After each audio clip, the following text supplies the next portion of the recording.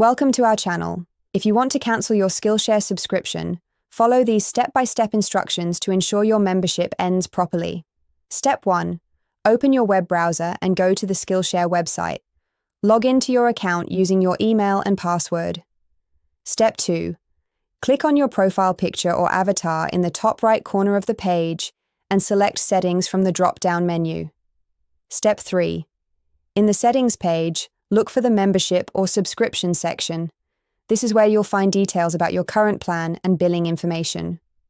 Step 4. Locate the Cancel Membership or End Subscription button. Click on it to begin the cancellation process.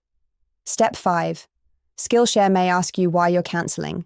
Select a reason from the provided options or type in your feedback to help improve their service. Step 6. Review the cancellation details carefully. Note that you'll retain access to premium features until the end of your current billing period, so you can continue learning until then. Step 7. Confirm your cancellation by clicking the appropriate button. Make sure you understand that your subscription will not renew, and you'll lose access to premium classes after your billing period ends. Step 8.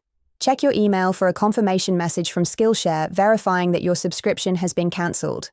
Keep this email for your records in case of any billing disputes. Step 9.